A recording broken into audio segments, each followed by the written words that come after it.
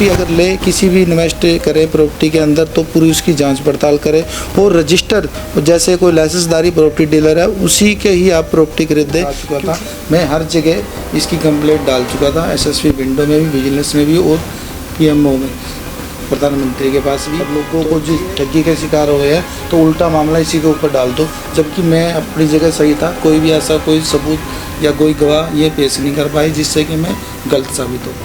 नमस्कार, आप देख रहे हैं एकदम टुडे न्यूज़। आज एक ऐसा मामला सामने आया है जिसको जान करके सुन करके आपके पैर तले ज़मीन खिसक जाएगी। ठगी के शिकार हुए काफ़ी लोग 25 सेक्टर चंडीगढ़ में, और भी कई बड़े चेहरे हैं जिनको जानकर सुनकर आपके होश उड़ सकते हैं। मेरे साथ है इस वक्त बलविंदर जी, मैं उनसे बातचीत करूंगी क्या है पूरा मामला, आइए उन्हीं की जुबानी। बलविंदर जी, क्या हुआ और किस तरीके से ये मैटर यहाँ तक पहुँचा और कितने लोग ठगी के शिकार हुए हैं? मैम, ठगी के तो काफ़ी लोग शिकार हो चुके हैं कि सेक्टर 25 के अंदर में एक ऐसा गिरोह सक्रिय है जो कि भोले भाले लोगों को अपना शिकार बनाता है रिज्यूम प्रॉपर्टी के दिलाने के बहाने। इसमें ये एक मामला पड़ोस में हमारे 437 और 438 में एक संतराम नाम का व्यक्ति रहता था। वो प्रॉपर्टी डीलर बताता था अपने आप को। तो वो मैं भी थोड़ा बहुत यहाँ प्रॉपर्टी डीलर का और समाज सेवी का भी काम करता हूँ सेक्टर 25 के अंदर। अनेक गरीब परिवारों की लड़कियों की शादी भी मैं करवा चुका हूँ और एक हमारी भंडारा कमेटी भी चली हुई है। हम हर उस पर भंडारा भी करते हैं, मतलब गरीब लोगों को खाना भी खिलाते हैं। तो वो मेरे पास आया कि आप हमारे साथ काम करो कि हम प्रॉपर्टी का काम करते हैं, आपको थोड़े आमदनी ज़्यादा हो जाएगी, आप समाज सेवी हो, थोड़ा बहुत आपको हेल्प हो जाएगी। तो मैंने उनको पहले समझने की कोशिश करी आप क्या काम करते हो। तो उन्होंने मुझे बताया हम जो चंडीगढ़ में रिज्यूम प्रॉपर्टी है, जो स्टेट ऑफिस की प्रॉपर्टी है और हाउसिंग बोर्ड की, हम उनको लोगों को दिलाते हैं। तो कहीं ना कहीं मुझे लगा देखते हैं भी क्या है, बातचीत करने से ही पता लगेगा। तो मैंने उनसे बोला कि आप पहले मुझे शेड्यूल में थोड़ा समझाओ। तो उन्होंने मुझे एक एग्जाम्पल तौर पे एक IPS सेक्टर 39 के बतौर बताया कि एक हम उसको प्लॉट दिला रहे हैं 2206 नंबर सेक्टर 38 में, और उसकी हमारी बातचीत चल रही है 54 लाख में, और 51 लाख की हमारी डील फाइनल हो चुकी है। आप हमारे साथ दो और हम हमारे काम में शामिल हो जाओ। तो मैंने मना कर दिया कि भी मैं बाहर का कोई काम करता नहीं। मैं इंटरप्ट करूंगी हाँ जी, कि जो जिस कंपनी के थ्रू वो काम कर रहे थे, चाहे जितने भी लोग थे, क्या वो रजिस्टर्ड थे? नहीं, उनके पास कोई ऐसा कोई आई कार्ड नहीं है, कोई रजिस्टर उनकी ये प्रॉपर्टी डीलर का कोई ऐसा कोई उनके पास कागज़ नहीं था कि वो रजिस्टर्ड है, कहीं भी काम कर सकते हो, मतलब एज ए चीटर। तो वो लोगों को बिलाप सुलवा के उनकी जितनी भी जमा पूंजी है वो ठग लेते हैं। तो मैंने उनको मना कर दिया। तो जैसे उन्होंने रेफरेंस दिया IPS का, तो एक पड़ोस में हमारे यहाँ सेक्टर 25 में ही है, उसका जो IPS है उसका वो लांगरी है, वो खाना खुना बनाता है। तो वो आया तो उसने मुझे बताया भी ऐसे करके ये IPS से 51 लाख रुपए ले आया और उनका फ़ोन भी नहीं उठाया। तो मैं कहीं ना कहीं मेरे माइंड में वही बात आई कि इनसे उन्होंने मुझसे भी बात कही थी, शुक्र है मैं उनकी बातों में नहीं आया। तो पता लगा कि बाद में वो IPS के साथ उन्होंने ठगी की। तो मुझे उन्होंने बताया कि वो बहुत परेशान है, आप उनकी कुछ हेल्प कर सकते हो तो आप मोस्ट वेलकम। तो मैं IPS सर के पास, SK जैन के पास गया। तो उन्होंने मुझे बताया भी ऐसा ऐसे मामला हुआ, मेरे से इन्होंने 51 लाख रुपए ठग लिए और मुझे फेक डॉक्यूमेंट स्टेट ऑफिस की तरफ से बना के दे दिए, जिनका कोई भी स्टेट ऑफिस के अंदर कोई रिकॉर्ड नहीं है। पैसे दिए क्या? 51 लाख रुपए उन्होंने दिए, कुछ अमाउंट उन्होंने चेक दिए, कुछ कैश में दिए, उनके पास ऑन रिकॉर्ड है सब, जब उन्होंने पेमेंट दी है। तो जैसे ही इनको ये बात पता लगी कि बलविंदर विकास उर्फ प्रधान और संतराम, तो इन दोनों पता लगे, इनके साथ स्टेट ऑफिस के अधिकारी भी शामिल हैं।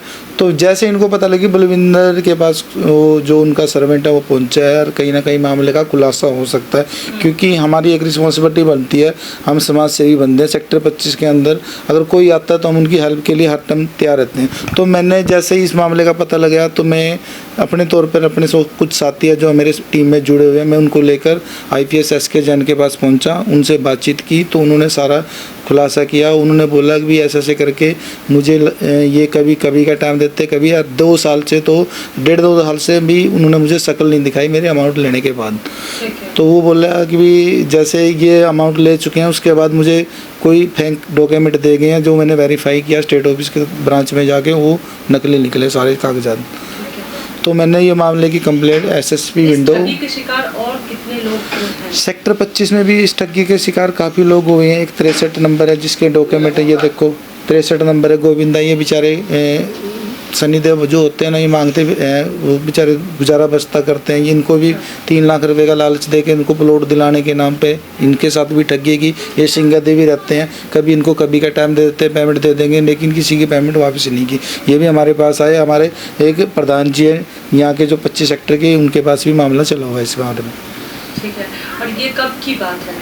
ये हो गया करीब 2-3 महीने का है ये। और इस मामले को दबाने के लिए मुझे बहुत प्रेशराइज किया जा रहा है। जो आप बता रहे हैं कि 2-3 महीने पहले का है मामला, और जो पीछे जिनके साथ जो एसके जैन साहब हैं, जिन्होंने पैसे दिए इस ज़मीन को खरीदने के लिए, ये मामला कब का है? ये 1.5-2 साल पहले का मामला है। उनको 1.5-2 साल पहले ही पेमेंट ये ले चुके हैं उनसे। अच्छा, तो मुझे तो अभी 2-3 महीने पहले ही पता लगा था कि भी ऐसे मामला हुआ।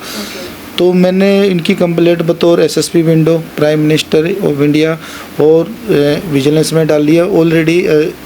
पर वहाँ पे एफआईआर दर्ज कर चुके हैं। इन मामले की छानबीन चालू है। लेकिन ये क्या इन्होंने क्या किया, एसके जैन को 10 लाख का चेक दिया है वर्बली तौर पर, वो चेक भी उनका नहीं, उन्होंने भी वेरीफाई किया और ना वो चेक उनको क्लियर होया। तो उस पर ये 10 लाख की अमाउंट लिख के दे देंगे, हम आपकी अमाउंट वापस कर देंगे या आपको सारी पेमेंट दे देंगे, हमें टाइम दे दीजिए। उन्होंने इनको रहम कर इनको टाइम भी दे दिया, लेकिन उनकी अमाउंट उनके पास नहीं पहुंची। अभी उनके पास थोड़े बहुत पैसे दिए लेकिन वो पूरे पेमेंट उनके पास नहीं पहुंची। अब वो फिर हमें फ़ोन करके बुला रहे कि भी प्रधान जी हमारी पेमेंट नहीं पहुंची, हमारी हेल्प करो। तो आज भी हम उनके पास जाके आए तो उन्होंने बताया कि हमारा फ़ोन उन्होंने बंद कर दिया और हमें नहीं लगता कि हमारी पेमेंट वापस आएगी। हमारे साथ ठगी हो चुकी है। और मैंने उनको अवगत भी करवाया कि इनके खिलाफ विजिलेंस में मामला चला गया और एसएसपी विंडो में भी शिकायत डाल दी गई और स्टेट ऑफिस की तरफ से भी शिकायत डाली गई है इनके खिलाफ। जो अभी मामला आप बता रहे हैं कि दूसरा मामला है सिंगा में जो पर्सन रहते हैं उनके साथ भी हो चुका है, ये मामला कब का है? ये मामला करीब 2019 के करीब है। इनको प्लॉट दिया था, ये प्लॉट दिया था इनको 63 नंबर, जिसके इन्होंने फेक डॉक्यूमेंट बनाए हुए हैं। हाँ जी, ये सेक्टर 25 का ही मामला है। इन्होंने फेक डॉक्यूमेंट, चारों फेक डॉक्यूमेंट, पोजीशन और अलॉटमेंट और उसको कब्जा लेटर, ये सारे नकली बनाए हुए। और वो प्लॉट जो खाली दिया था वो जिस बंदे का अलॉट हुआ था, रियल अलॉट हुआ था, उन्होंने बना लिया है। इनकी अमाउंट जो 3 लाख इन्होंने दी थी ये डूब चुकी है। इन्होंने भी मेरी हेल्प लेने चाहिए, तो इन्होंने भी, मैंने इनका रेफरेंस दिया और उनकी कंप्लेंट मैंने डाली है। ये भी बोल रहे हैं कि प्रधान जी ये गुंडे रखते हैं, हमें मारने की धमकी देते हैं, हम इसलिए सामने नहीं आएंगे, आप हमारा साथ दो, हम आपके साथ हैं।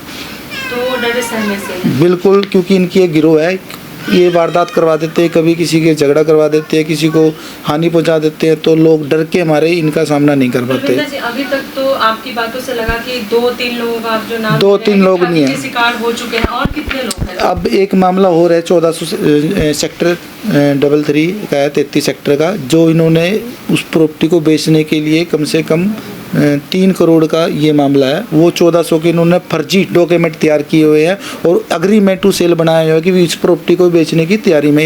ये दिल्ली की पार्टी है और एक नकली बंदा खड़ा करके 41 सेक्टर का, उसमें मुकेश नाम का, उसके नाम ये अफसरों से सेटिंग करके उसको ट्रांसफ़र करवा रहे हैं और वो 3 करोड़ के बेचने की फिराक में 5 लोग बतौर टोकन मनी ले चुके हैं। उसका अपने पास सबूत है। यही कहना चाहते हैं कि गिरोह है, ये एक बहुत बड़ा सक्रिय गिरोह है जो कि स्टेट ऑफिस के अधिकारियों के साथ मिलकर ये उसको अंजाम दे रहे हैं। लेकिन काम किसी का सिरे नहीं होता, पेमेंट आप सब की है जब्त कर लेते हैं, क्योंकि रिज्यूम प्रॉपर्टी है। रिज्यूम प्रॉपर्टी ऐसे नाम नहीं होती, उसके लिए ऑक्शन सरकार है जो स्टेट ऑफिस है, किसी भी महकमे की अगर प्रॉपर्टी होगी स्टेट ऑफिस या हाउसिंग बोर्ड की, वो ऑक्शन में जाएगी, ऑक्शन में ही आप उसको ले सकते हो। ये सिर्फ लोगों को ठगी का शिकार बना रहे, ऐसी कोई स्कीम है नहीं है फिलहाल के तौर पे। अगर होती है तो रीलॉट होती है, वो उसी के नाम होती है। ये गलत कर रहे हैं, ये सरासर धोखाधड़ी है लोगों के साथ। और लोग इनके झांसे में इसलिए आ जाते हैं क्योंकि ये कहते हैं कि हमारी सीधी सेटिंग है। कुछ अधिकारियों के नाम ले देते हैं, जैसे Ramesh Kalyan, Balvinder inspector housing board JE, और भी 1-2 यादविंदर अधिकारी इनके साथ मिले हुए हैं, जो कि इन्होंने क्या किया हुआ है, उनको ब्लैकमेल करने के लिए उनकी अश्लील वीडियो बनाई हुई है, जो कि इनके कहने पर काम करते हैं। मीडिया के माध्यम से बलविंदर जी क्या संदेश देना चाहेंगे, जहां आप रह रहे हैं वहां के लोगों के लिए भी, और जिस जगह की प्रॉपर्टी है उनके लिए भी, और जो श्रोता आपको सुन रहे हैं उनके लिए?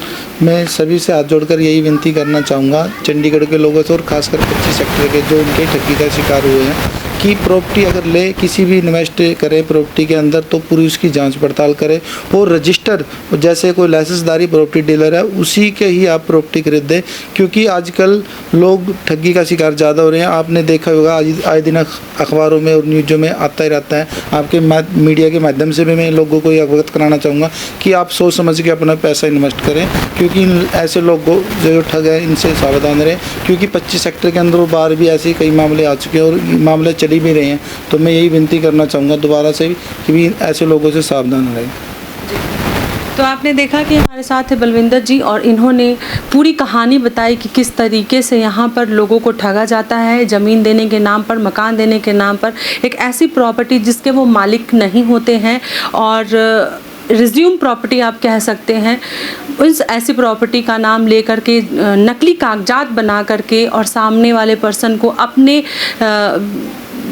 यूँ कह सकते हैं कि अपने आपे में ले करके और फिर उनको ठगी का शिकार बनाया जाता है।